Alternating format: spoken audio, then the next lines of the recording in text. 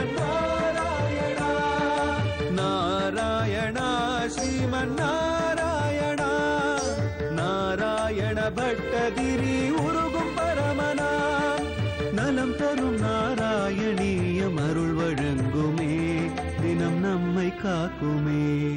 ऋणाम बुद्ध्यापि मुकुन्द कீர்த்தனோ दहत्य कौकर्मकिमस्य तादृशकम् यदाग्निरेदांसि यदौषधं गतानेः इति प्रभोः त्वत्पुरुषा பபாஷிரே.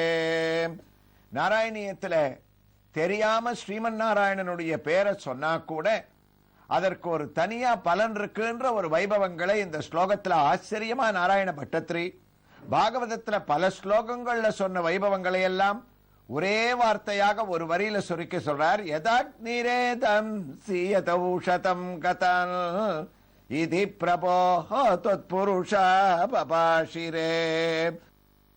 எப்படி ஒரு நெருப்பானது யார் தொட்டாலும் தெரிஞ்சு தொட்டாலும் தெரியாம தொட்டாலும் சுடுமோ, அதே போல யமதூதர்களே ஒரு ஔஷதம் ஒரு மருந்தானது யார் சாப்பிட்டாலும் அதனுடைய ஒரு வீரியத்தை அது அளிக்குமோ, அதே போலத்தான் என்னுடைய எம்பெருமானான பகவானுடைய திருநாமாவும் தெரிஞ்சு சொன்னாலும் தெரியாம சொன்னாலும் தன்னுடைய பிராணன் போற காலத்துல அவன் சொல்லும் போது அதற்குண்டான ஒரு பலனை அது அண்டிப்பா அளிக்கும்னு சொல்றாராம். அதே தான் பாகவதத்துல செவ்வை சூடுவார் சொன்னார். ஆதலால் இந்த நாலெழுத்து அஜாமில ஒரு மக உரைக்கும் ஏதுவா தீதலா மொழிதனல் செப்பில் ஈதனுநாதனே உரை செய்யும் நடமினோ என்றார். அதனால அனாவசியமா வாக்குவாதம் பண்ணிட்டு இருக்காதீங்க, இங்கேருந்து நீங்க நேர கிளம்புங்கோன்னு உத்தரவு போட்ட மாதிரியே செவ்வை சூடுவார் சொல்றார். பகவன் நாமாவை தெரிஞ்சு சொன்னாலும் தெரியாம சொன்னாலும் அது ஒரு பலன் அளிக்கும் நாளாம்.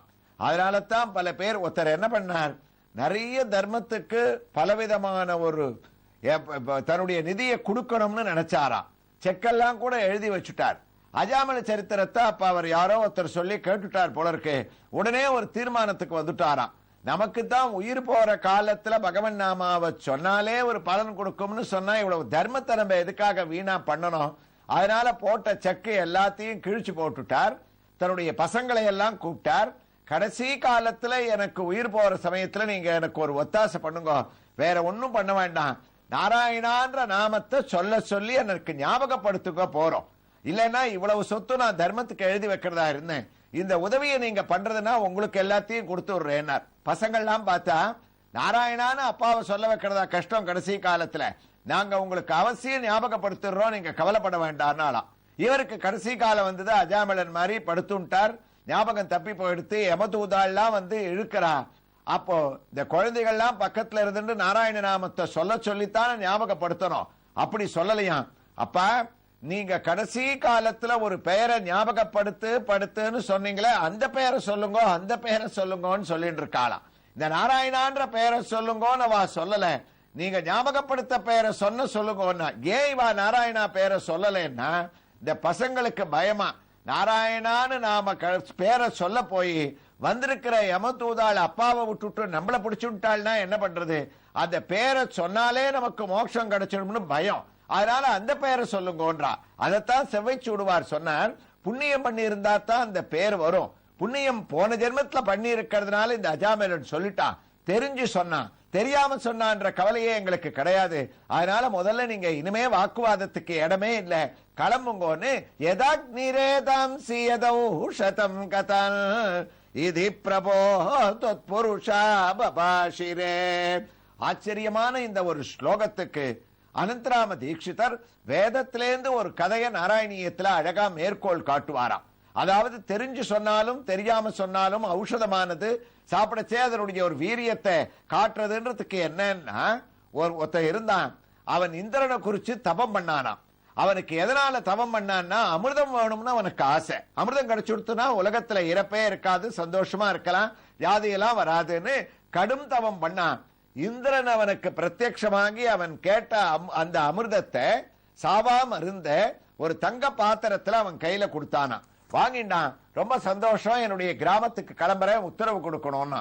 அப்ப தேவேந்திரன் சொன்னானா, அப்பா மனுஷியா, இந்த பாத்திரத்தை நீ எடுத்துட்டு உங்க கிராமத்துக்கு போ, இதை சாப்பிடு.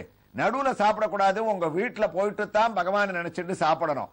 ஆனா இதை எடுத்துட்டு போயிட்டு இருக்கிற சமயத்துல இந்த தங்க பாத்திரத்தை எங்கேயாவது ஒரு பூமியில வச்சேன்னா பூஸ்பரிசம் பட்டுதுன்னு சொன்னா இந்த அமிர்தத்துக்கே மரியாதை இல்லாத போயிடும். நீ சாப்பிட்டா கூட அது பலிக்காது, ஜாகிரதையா. அதெல்லாம் நான் வைக்க மாட்டேன்னு எடுத்துட்டு வந்தான். 2 மணி தூரம் நடந்த உடனேயே இவனுக்கு அதை வைக்க வேண்டிய ஒரு நிர்பந்தமானது வந்துருத்து. அவசரமா அந்த பாத்திரத்தை கீழே வச்சாகணும். அப்ப என்ன பண்ணா, கெட்டிக்காரத்தனமா நாம இந்த பாத்திரத்தை பூமியில வைக்க வேண்டாம், யாராவது ஒருத்த எதிர வந்தான்னா அவனை ஒரு 5 நிமிஷம் வச்சுக்கோன்னு கொடுத்துட்டு திருப்பி வாங்கிக்கலான்னு தீர்மானம் பண்ணச்சே ஒருத்த எதிர ஒரு ஆசாமி இவனுடைய அதிர்ஷ்டம் வந்திருந்தானா. எதிர வந்தவன் எதுக்காக வந்தான்னா அவனுக்கு பிறவியிலேந்தே கடுமையான வயிற்று வலி. எத்தனையோ மருந்து சாப்பிட்டுருக்கான், டாக்டர் கிட்ட போயிருக்கான், அந்த வயிற்று வலி நீங்கவே இல்லை.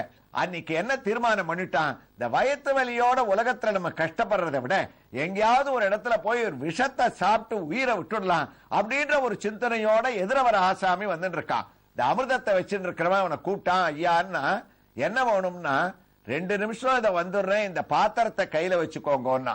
அவனுக்கு உயிரை விடுறதைத்தான் விட போறோம், ஒருவருக்கு உதவி பண்ணிட்டாவது விடலாமே, 2 நிமிஷத்துல என்ன போறதுன்னு பாத்திரத்தை கையில வாங்கிட்டான். இத வந்துடுறேன்னு அவன் 2 அடி நடக்க ஆரம்பிக்கச்சே பாத்திரத்தை கையில வச்சுட்டு இருக்கிறவன் கேட்டானா இதுக்குள்ள என்ன இருக்குன்னா. அப்பதான் இந்த அமிர்தத்தை வாங்கிட்டவனுக்கு பயம் வந்துருத்து.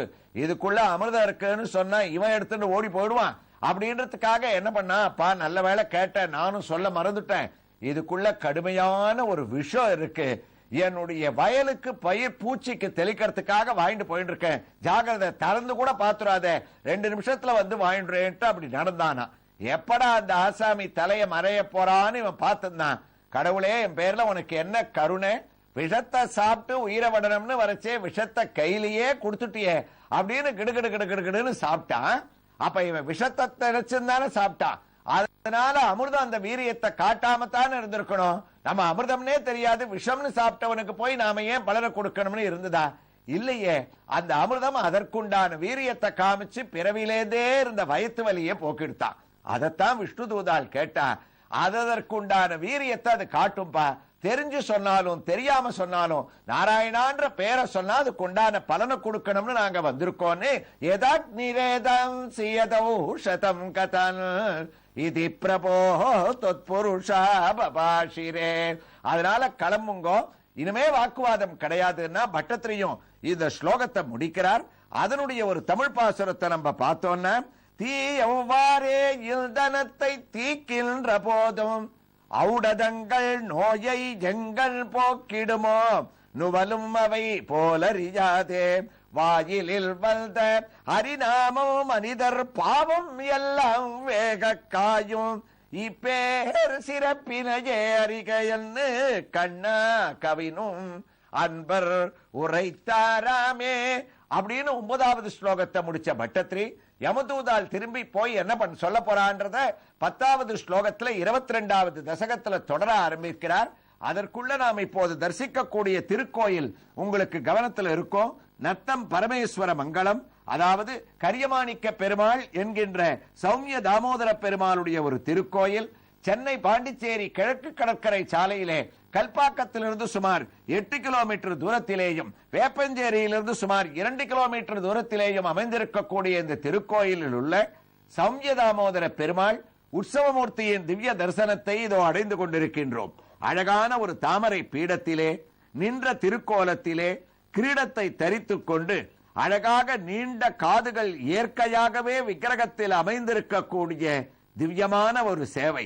அந்த நீண்ட காதுகளை சுற்றி அலங்கரிக்கக்கூடிய கர்ண பத்திரங்கள், சதுர்புஜங்கள், சங்கு சக்கரமானது எம்பெருமானுடைய திருக்கையிலே தாங்கிக் கொண்டிருக்காமல் இதோ தரிசித்துக் கொண்டிருக்கின்றோமே. சற்று நம்மை நோக்கி திரும்பி பிரயோக சக்கரமாக எம்பெருமான் இங்கு சார்த்திக் கொண்டிருப்பது இந்த திருக்கோயிலில் இவருடைய திவ்ய தரிசனத்தில் ஒரு விசேஷம். அந்த சக்கரம் நம்மளை நோக்கி கொண்டு நாம் செய்த பாபங்களையும் நம்முடைய திருஷ்டி தோஷங்களையும் பிரயோகமாக இது கலைகின்றதாம். மற்றொரு கையானது அபயகஸ்தமான காட்சியளிக்க இடுப்பில் கம்பீரமாக கையை வைத்துக் கொண்ட 4வது திருக்கரமானது கடிகஸ்தமாக தாமோதரனுக்கு நமக்கு சேவையை அளிக்கின்றது.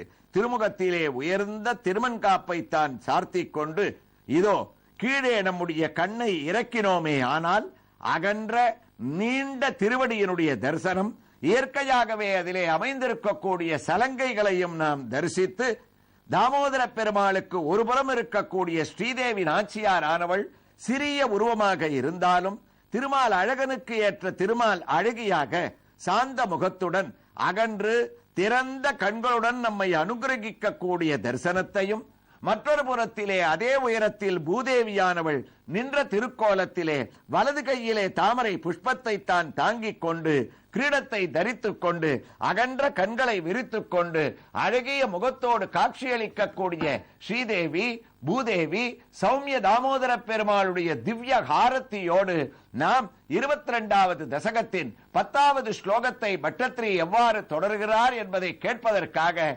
நாராயணீயத்திற்கு திரும்பிவிட்டோம். பட்டத்திரியும் துவங்கிவிட்டார். குருவாயூரப்பா, இதீரிதைர்யாம்ய படைரபஸ்ருதே பவத் பட்டானம் சகனே திரோகிதே பவஸ்மிருத்யோ கஞ்சன காலமாச்சரன் பவத் பதம் பிராபி பவத் படைரசோ. இந்த விஷ்ணு தூதால் சொன்ன விளக்கங்களை எல்லாம் கேட்டவுடனே யமதூதாளுக்கு இங்க நிக்க கூடாதுன்னு தோணித்து நேர யமலோகத்துக்கு பரபரக்க ஓடினாளாம். அங்க ஓடினா யம தர்மராஜா உட்கார்ந்து இருக்கார். இவா 2 தூதர்களும் பாசக்கயிறை எடுத்துட்டு உள்ள நுழையிறா. கோபம் வந்துருத்து குருவாயூரப்பா தர்மராஜனுக்கு. எங்கடா அந்த அஜாமிளன், இதுவரைக்கும் உங்களுக்கு வழக்கமே கிடையாது, பாசக்கயிறோட போய் ஒருத்தனை கட்டி இழுத்துந்தான வர வழக்கம், வெறும் கயிறை எடுத்துன்னு வரலே, ஏன் அவனை அழிச்சுட்டு வரல, என்ன ஆச்சுன்னு இதீரிதைர் யாம்ய படைரபஸ்ததே பவத் பட்டானம் சகனே திரோகிதே. நேர நடக்கிற மாதிரி பட்டத்திரியினுடைய ஒரு கவி பிரயோகம். என்ன ஆனா உடனே யமதூதால் சொன்னா, நாங்க போனோம், அவனை போட்டு கட்டி இழுக்கச்சே ஒரு கத்தினான், அந்த கத்துனால அவனை அழிச்சுட்டு வர முடியலன்னா. யமன் சிரிச்சானா, அப்படிதான்டா கத்துவா எல்லாரும் இழுக்கிற வரைக்கும், இழுத்துட்டு இருக்கிறவ மாத்திரம் இல்ல, கூட இருக்கிறவா கூட கத்துறதுன்றது ஒரு வழக்கம் தானே. இந்த கத்தலை நம்ம கேள்விப்பட்டதே இல்லையா, இதுவரைக்கும் பார்த்தது இல்லையா, இதற்கு போய் பயந்துட்டு வரேன்னு சொன்னேல, அவமானம் இல்லையா அண்ணா. யமதூதால் சொன்னா, மகாராஜா அவன் கத்தினான்னா பயந்துட்டு கத்தினா பரவாயில்ல, பவஸ்மிருதியோ கஞ்சன காலமாச்சரன் பவத் பதம் பிராபி பவத் படைரசோ. நாராயணான்னு கத்திட்டான் அவன்.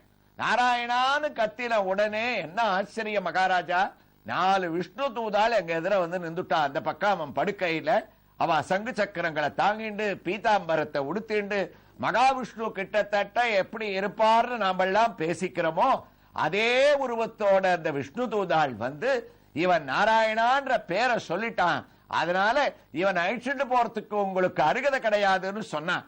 ஆனா உண்மையா மகாராஜா அவன் நாராயணான்னு பெருமாள் பேரை சொல்லவே இல்லை. அவனோட 10வது பையன் நாராயணன்னு பேரை வச்சிருந்தான், அவனை கூப்பிட்டான். இவாள்லாம் அதை கூட நாங்க சொல்லி பார்த்தோம், உங்க பெருமாள் பேரை சொல்லலேன்னு. அதற்கு இத்தனை விளக்கங்களை சொன்னதோட இல்லாம அனாவசியமா பேசிட்டு இருக்காதீங்க. உங்க மகாராஜா யமனுக்கு இந்த பாகவத தர்மம் தெரியும், நாம சங்கீர்த்தனத்தை பத்தி தெரியும், அவர்கிட்ட போய் கேட்டுக்கோங்கன்ட்டா. இதான் நடந்ததுன்னு உடனே யமன் யோசிக்க ஆரம்பிச்சானா. தொடர்றார் நாராயண பட்டத்திரி. எவ்வாறு தொடர்கிறார் என்ற ஒரு வைபவங்களை நாம் நத்தம் பரமேஸ்வரமங்கலம் திருக்கோயிலில் எழுந்தருளி இருக்கக்கூடிய கரியமாணிக்க பெருமாள் என்கின்ற சௌமிய தாமோதர மூர்த்தியின் மூலமூர்த்தியின் திவ்ய தரிசனத்தோடு அடுத்த பகுதியிலே தொடர்ந்து கேட்கலாம். ஸ்ரீ கிருஷ்ணாய துப்யம் நமகா.